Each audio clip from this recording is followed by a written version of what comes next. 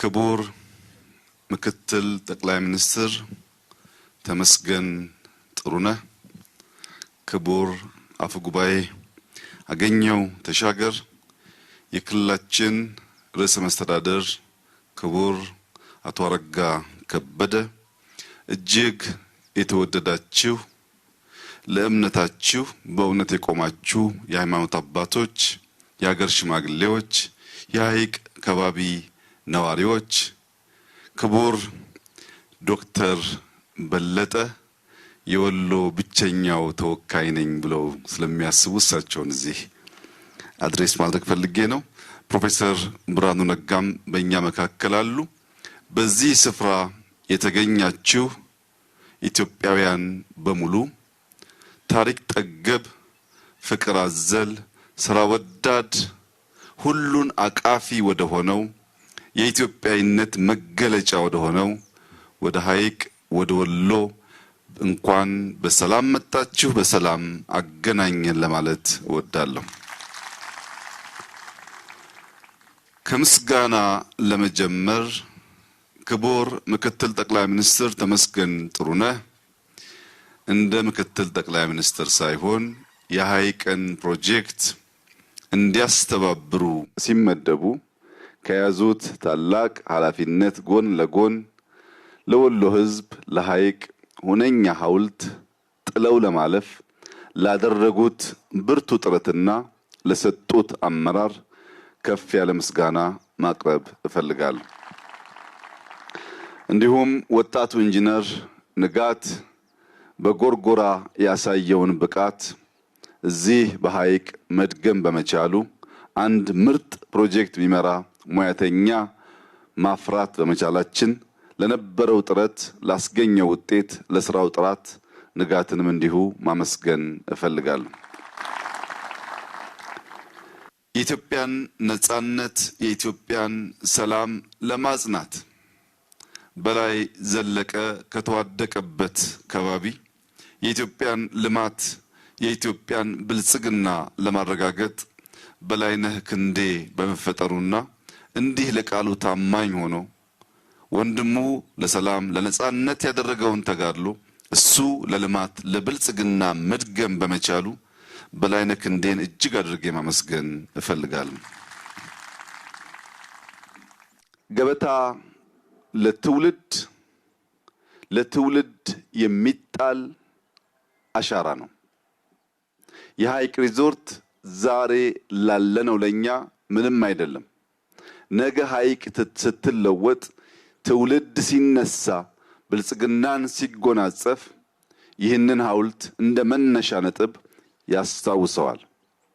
ገበታ ለትውልድ የተባለበትና የተመረጡ ስፍራዎችን አስተውላችሁ መታዘብ ከቻላችሁ ጎርጎራ በጣና ሐይቅ ባሉ ገዳማት ታሪክ ጠገብ አብያተ ክርስቲያናት፣ ገዳማት፣ መጽሐፍት ያሉበት ከባቢ ነው። ያንን ከባቢ ገልጦ ለማሳየት ጎርጎራ ጠቃሚ ነበር። ሐይቅ በከባቢ ያላችሁ ሰዎች ብታቁም ራቅ ካለ ከባቢ ያሉ ኢትዮጵያውያን የማይገነዘቡት አስደማሚ ታሪክ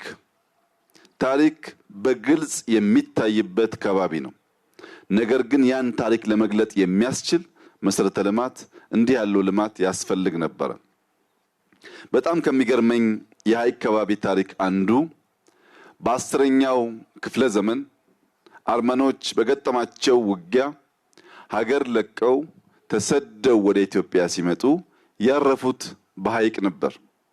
የመኖች በሀገራቸው መኖር ሲሳናቸው መጥተው ያረፉት እዚህ ሐይቅ ከባቢ ነበር። የአውሮፓ አሳሾች በ16ኛው ክፍለ ዘመን ሲያስሱ ከመጡበት ከጻፉለት ከባቢ አንዱ ሐይቅ ነበር። ኢትዮጵያ ውስጥ ከሰሜን፣ ከምስራቅ፣ ከደቡብ ከሁሉም አቅጣጫ ፍቅርና ሰላም ፍለጋ ኢትዮጵያውያን መጥተው የጸኑበት የኖሩበት ከባቢ ነው። ከሁሉ በላይ የሚደንቀው ግን ክርስትናና እስልምና ተከባብረው ብቻ ሳይሆን ተዋህደው ተዋርሰው ተስማምተው በፍቅር መኖር የቻሉበት ከባቢ ነው። በብዙ መልኩ ተዝቆ የማያልቅ ታሪክ፣ ተዝቆ የማያልቅ ትምህርት የሚገኝበት ይህ ከባቢ ይህን እሴት ከየት ተጎናጸፈው፣ ከየትስ ተማረው ብለን ታሪክ ስናገላብጥ የሐይቅ እስጢፋኖስ ገዳም የዚህ ሁሉ ምስጢር ሆኖ እናገኘዋለን። የሐይቅ እስጢፋኖስ ገዳም ያሉት ሶስት ዋና ዋና ዓላማዎችና መሻቶች ላለፉት 800 ዓመታት ኢትዮጵያን ስንመራ ኢትዮጵያን ስናጸና የነበሩ ህዝቦች በሙሉ የዚህን ገዳም አስተምሮ በውል ተገንዝበው ሰርተውበት ቢሆን ኖሮ ዛሬ ኢትዮጵያ የት እንደምትሆን ሁላችሁም መገመት ትችላላችሁ። የሐይቅ እስጢፋኖስ ገዳም ሶስት ልዩ ዓላማዎች አሉት። አንደኛው ስራ ነው።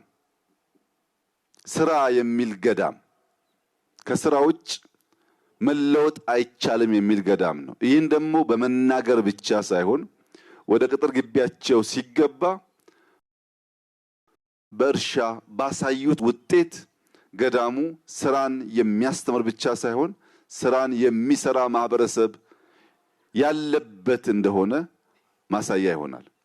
ሁለተኛው እጅግ አስደማሚው የገዳሙ ዓላማ ትምህርት ነው፣ ዕውቀት ነው።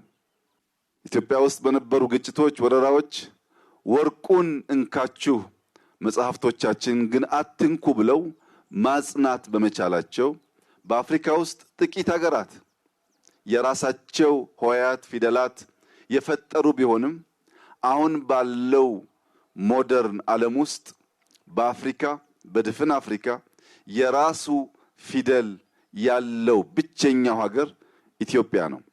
ይሄ በዋዛ ፈዛዛ የተሳካ ጉዳይ ሳይሆን እንደ ሐይቅ እስጢፋኖስ ገዳም ያሉ ዕውቀትን የሚሹ ዕውቀትን የሚያጸኑ ዕውቀትን ለትውልድ የሚያሸጋግሩ የቆረጡ ሰዎች በመኖራቸው ምክንያት ነው። ትምህርት፣ ዕውቀት፣ መጽሐፍት ማገላበጥ ከስራ ቀጥሎ አንዱ መርህ መሆን አለበት በሚል የዚህ ገዳም አባቶች ለራሳቸው የኖሩት ብዙዎችን ያስተማሩት የነሱም ተማሪዎች በብዙ ከባቢ ለኢትዮጵያ መምህራን ሆነው እንዲያገለግሉ ያስቻሉበት ምስጢር ነው። ሶስተኛው ጾም ነው። ጾም ለስጋም ለመንፈስም እጅግ አስፈላጊ ነገር ነው። በመጾም በመማር እና በመስራት መላ የኢትዮጵያ ሕዝቦች የሚመሳሰል አቋም ከያዙ የሚጾም ሰው ስጋውን መግዛት፣ ስጋውን በጥርሱ መንከስ ስለሚችል ከክፉ ነገር የተጠበቀ ይሆናል። የሚሰራ ሰው ለክፉ ነገር ጊዜ ስለሌለው ከሚሰራው ፍሬ የተነሳ ውጤት እያየ የሚሄድ ስለሆነ ከክፉ ነገር ይጠበቃል። መጽሐፍት የሚያገላብጥ የሚያነብ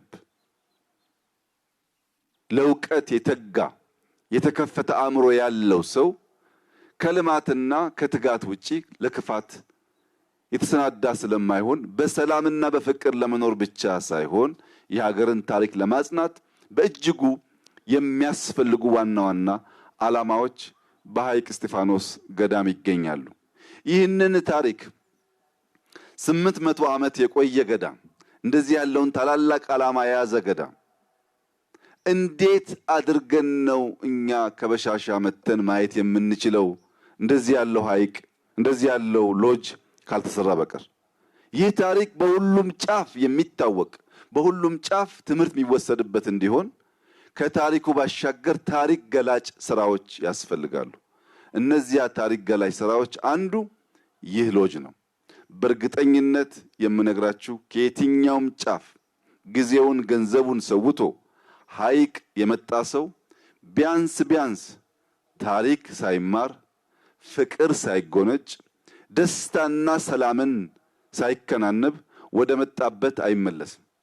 እኛ ትናንትና ማታ በዚህ ከባቢ በእግር ስንንቀሳቀስ ያስተዋልነው ነገር ታሪክ ብቻ የሰው ፍቅር ብቻ ሳይሆን አየሩ በራሱ ሰላም ያለው የማይጠገም መሆኑን ነው።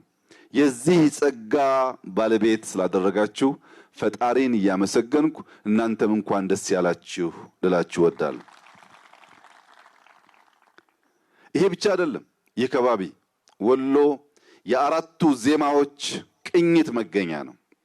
የአራት ዜማዎች ቅኝት መገኛ በዋዛ ፈዛዛ መሆን አይቻልም። ቅድም በግርድፉ እንዳነሳሁት የብዙ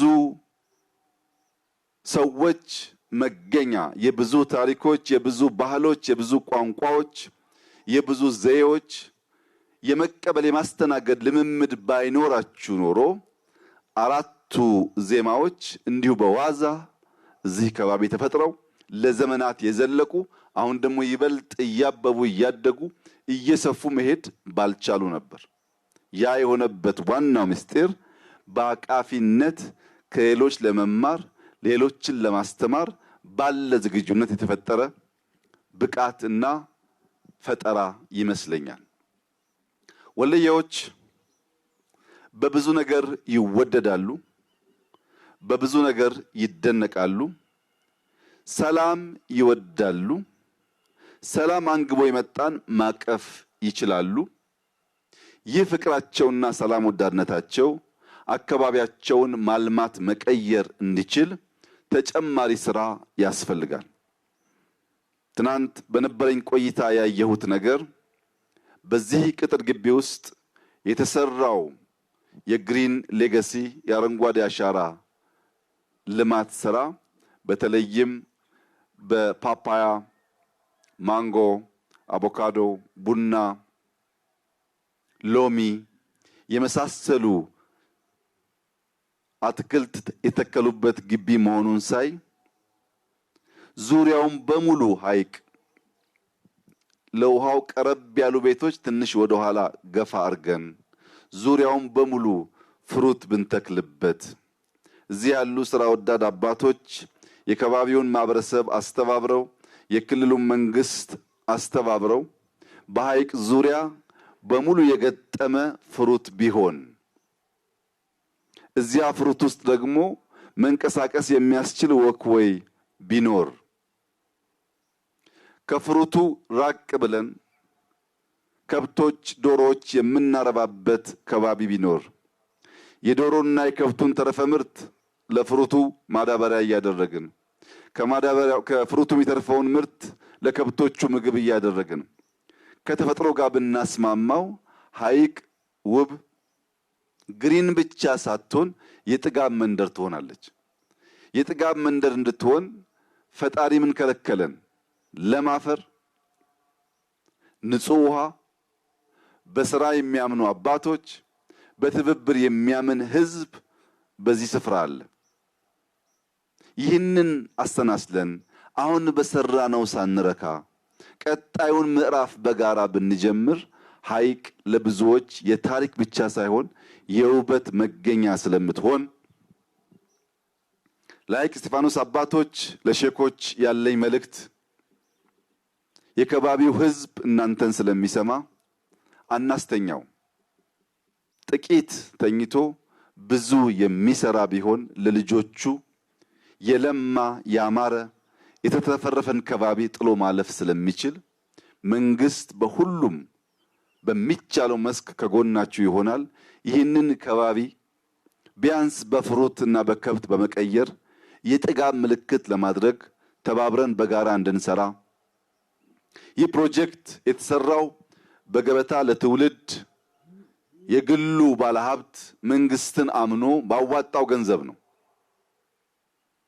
በላይነህ ክንዴ ከከፈልነው ከጠየቅነው አሻግሮና አስበልጦ ለህዝቡ መስራት ችሏል። በዚህም ምክንያት የለፋበት የደከመበት የሚወደው ማህበረሰብ ስለሆነ ይህንን ሪዞርት ራሱ በላይነህ ክንዴ እንዲያስተዳድረው የተወሰነ ሲሆን ከዚህ ከሚወደው ህዝብ ካከበረው ህዝብ ጋር በመተባበር ከክልላችን ርዕሰ መስተዳድር ጋር በመሆን በሚቀጥለው ጊዜ ስመለስ ሐይቅ ዙሪያ ከጫፍ ጫፍ በፍሩት ተከቦ ግማሹ ጊዜያችንን የሐይቅን ዙሪያ ፍሩት በማየት እንድናሳልፍ ያ እስኪሆን ድረስ በመኪና ከመጣው አልፌ ወልዲያ በአየር ከመጣው ወደ ደሴ አልፌ እንጂ እዚች ቦታ እንደማልደርስ ከወዲሁ እያረጋገጥኩ የተሰራችው ስራ ትንሽዬ ናት፣ አትበቃንም። ለሐይቅ እቺ ሪዞርት አትበቃም። መሰራቱን እናመሰግናለን፣ መሰራቱን እናደንቃለን፣ የተሰራን አንክድም። ግን ወደ ዋናው ፍላጎታችን ለመጓዝ ያለንን መሻት የሚያስቀር ደግሞ እንዲሆን አንፈልግም። ዋናው ፍላጎታችን የተለወጠ ሐይቅ ማየት እንጂ አንዲት ህንጻ ሐይቅ ላይ ማየት አይደለም። እቺን ህንጻ እኔ አልንቃትም።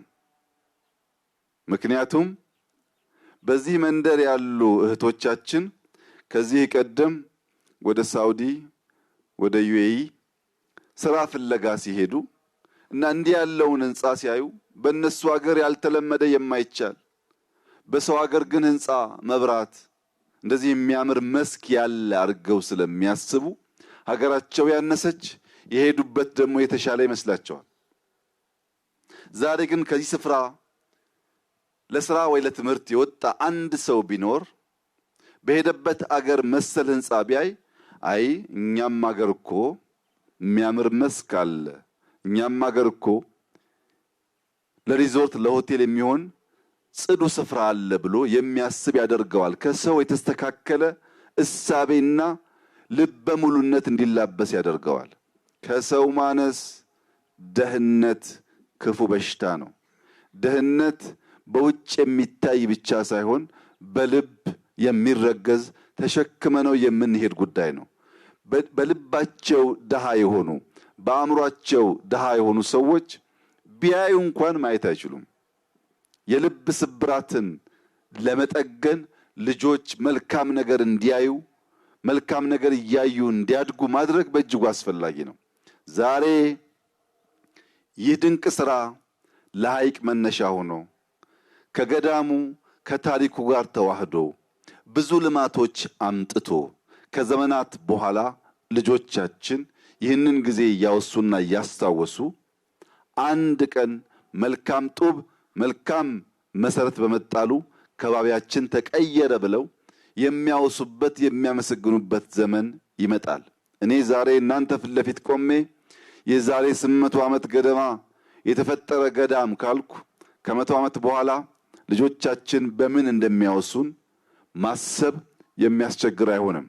በመልካም ለመወሳት ልክ እንደ ሐይቅ እስጢፋኖስ ገዳም መልካም መልካሙን ሰርቶ መልካም መልካሙን አስተምሮ ማለፍ በእጅጉ የሚያስፈልግ ይሆናል። ክቡራትና ክቡራን፣ ኢትዮጵያ እንደ ወሎዬ ናት። ወሎዬ በፍቅር ሲመጡበት አርሂቡ ብሎ እጁን ዘርግቶ በፈገግታ መቀበል ይችላል። ነገር ግን ወሎዬ በጸብ ሲመጡበት አጋለይ ይላል። ጸብን አንፈልግም፣ ጸብን አንሻም። ጸብ ከልማት ጸብ ከብልጽግና ያስተጓጉላል፣ ጉዟችንን ያራዝማል። ምንፈልገው እንደወሎዬ በፍቅር የመጣውን አርሂቡ ብለን እጃችን ዘርግተን ስቀን በፈገግታ መቀበል ማጉረስ ነው። ነገር ግን ኢትዮጵያውያንንና ደማችን ውስጥ አለና በጸብ ከመጡብን ደግሞ አጋለይ እንደወለየ ማለታችን አይቀሬ ነው። በዚህም ምክንያት ጠላቶቻችን ስንስቅና ስንሰራ የደማችን ክፋይ ነውና ለአርሂቡ ዝግጁ መሆናችንን እንድታቁ፣ ስንጎነተልና ስንነካካ ደግሞ ኢትዮጵያውያንንና አጋለይ ማለት እንደምናቅበት እንድትገነዘቡ ከዚህ ሰላም ወዳድ ሕዝብ ፊት በመሆን መልእክት እያስተላለፍኩ ወሎዬዎች፣ የሐይቅ ሰዎች፣ ፈገግታ የማይለያችሁ ፍቅር የተሞላችሁ ሁሉም በማቀፍ የምትታወቁ እቺ ጅምር ስራ መልካም ጅማሮ ነችና ተባብረን እናስፋት። ያማረ የበለጸገ ወሎዬን በጋራ እንፍጠር። የሚሰደዱ ልጆች በሀገራችን ቀርተው የሚሰሩ እናድርግ።